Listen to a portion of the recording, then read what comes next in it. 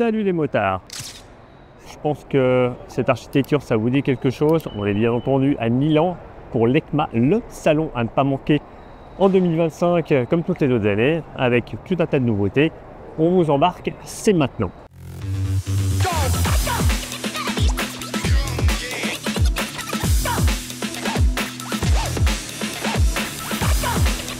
Nous poursuivons la découverte de l'EICMA 2025 avec la production européenne.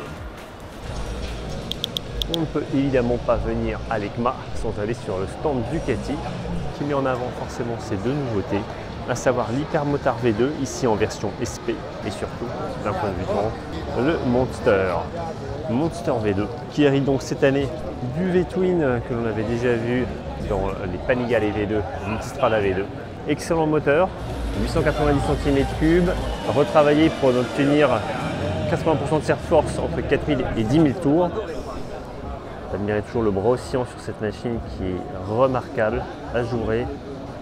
On a quelques évolutions esthétiques portées sur le réservoir avec des entrées d'air désormais, avec toujours cet habillage à LED très séduisant, de très beaux échappements, la sortie grillagée qui donne vraiment un aspect compétition, sans reproche, avec ici des commandes radiales, tant pour l'embrayage que le frein, étrier Brembo M432 pour assurer des décélérations tout à fait satisfaisantes à cette machine dotée d'un rapport poids-puissance assez remarquable, 175 kg à sec pour 111 chevaux, un moteur un petit peu dégonflé par rapport à celui de la Street Fighter V2 et de la Panigale V2 qui font 120 chevaux. Un très bel écran TFT pour ce nouveau Monster avec beaucoup d'indications. Ici on a même un guidage turn by turn avec des genoux qui tombent parfaitement sous les volumes de ce réservoir. Un réservoir qui ne perd pas ses lignes d'avant, qui sont désormais plus sportives. On a perdu le réservoir iconique des premiers Monsters, mais finalement ça lui va bien cette machine, avec une belle modernité, et toujours une ergonomie hyper appréciable. C'est commodo rétroéclairé, c'est vraiment top. Dernière machine à se doter du nouveau V2, avec un look toujours aussi clivant, toujours aussi percutant. Un nez vraiment à la Cyrano, vraiment bizarre. Mais bon, l'important c'est que cette machine se dote donc du nouveau V2 de 890 cm3, ici dans sa version la plus puissante, 120 chevaux, comme sur les sportives, Panigale V2 et Street Fighter V2. Une finition irréprochable. Comme sur le Monster, on a des sorties grillagées sur les échappements. L'amortisseur en position latérale, toujours sur la même plateforme de production, avec un affichage résolument sportif sur cette machine. Les commodos de ces Ducati sont toujours aussi efficaces, ergonomiques et rétroéclairés. Commande radiale, embrayage et frein. Le guidon de cette machine, ça va être tout pour le sport. On peut vraiment venir fortement sur l'avant avec des genoux qui viennent vraiment enserrer ce réservoir avec des cornes très prononcées. Machine hyper étroite évidemment. C'est vraiment remarquable en ergonomie et en qualité perçue. Alors, on connaissait la Triumph Trident 660, une bonne machine, bien lookée, notamment au niveau du réservoir, une selle ultra courte, des volumes très dynamiques, mais ce qu'on attendait cette année, c'est cette nouvelle Trident 800 cm3. Donc ça reprend le 3 cylindres déjà vu dans la Tiger Sport 800, de quoi dynamiser autrement ce roadster, qui est très proche du modèle 660. On a du mal à l'identifier au départ. Et en fait, c'est au niveau du réservoir. Encore une fois, il était iconique sur le 660. Et bien là aussi, il reprend une forme plus dynamique en fait sur les flancs du réservoir. On n'a pas ce retour, il est plus allongé, un peu en forme de flèche. C'est très réussi. Je trouve ça même presque encore plus réussi que sur la 660. Boucle arrière ultra courte aussi, mais un petit peu plus épaisse. Et surtout en deux parties pour l'assise, contrairement à la 660. Ici, la moto est équipée d'un élément Akrapovic. Un sabot vient habiller le bas moteur. Casquette pour protéger les compteurs, c'est bien vu aussi. Et puis, je dirais, hélas, les instruments de la 660, ça, c'est un peu comme sur la Tiger Sport. C'est un peu dommage, je trouve, d'avoir laissé cet instrument. Un petit tour chez BMW Motorrad avec la gamme M sportive, Roadster, Trail et Hyper Sport. Et puis des coloris bien plus sages. pour cette machine, la Concept RR, tout le carbone revêtu, avec des freins compétition magnifiques. La nouveauté BMW, c'est cette F450 GS, avec son pile parallèle de 450 cm3, 48 chevaux, 43 Nm, 178 kg, des valeurs assez légères, dans tous les sens du thème, pour un petit track qui va venir concurrencer la nouvelle KLE de chez Kawa et bien sûr la 450 MT de chez CF Moto. On a une finition pas très gracieuse sur le sabot moteur, de même sur les finitions moteurs, la dalle BMW TFT bien entendu, la molette pour naviguer aussi, une vraie BMW, en coloris noir également, en coloris rouge. Notez qu'on a des roues de 17 et 19 pouces maximum, un usage qui va rester relativement routier quand même, on est plutôt sur du tout chemin, c'est un peu l'attraction du stand BMW, MV Agusta Brutal Serie Oro, voilà, c'est la nouveauté de la marque italienne, avec des finitions diaboliques évidemment, là on est sur l'excellence italienne, la quintessence du design transalpin, c'est splendide. Alors sur ce nouveau modèle, on a évidemment le tout nouveau moteur 3 cylindres de 931 cm3. La machine est également couverte de carbone avec ce feu avant particulièrement reconnaissable, matriciel avec un éclairage sur l'angle, c'est assez remarquable. La partie n'est pas en reste avec une fourche NX30 à l'avant, un amortisseur TTX36 à l'arrière, pléthore d'assistance électronique, du magnésium à profusion également, de l'alu, remarquez l'ajour sous la selle, une machine absolument dingue. MV Agusta présente le concept 5 cylindres. Alors ça va dépoter. Norton nous surprend énormément avec ses motos sublimes que sont la Manx Air, la sportive, et le Roadster. Alors un design tout en rupture qui se repose sur une base moteur développée par TVS, un V4 ouvert à 72 degrés, 206 chevaux, 130 Nm de couple, 1200 cm3, contrôle ride-by-wire des cylindres avant et arrière différenciés, étrier Brembo High Pure pour la sportive, suspension Marzocchi pilotée, monobras oscillant, jante carbone forgée pour les bâtons et tissée pour la jante en elle-même. La signature lumineuse à l'arrière est particulièrement originale. Ça ressemble un peu à la Ducati quand même. Écran tactile TFT, là aussi de grande dimension, qui permet de paramétrer la machine. Ça, l'usage du tactile, c'est une bonne idée.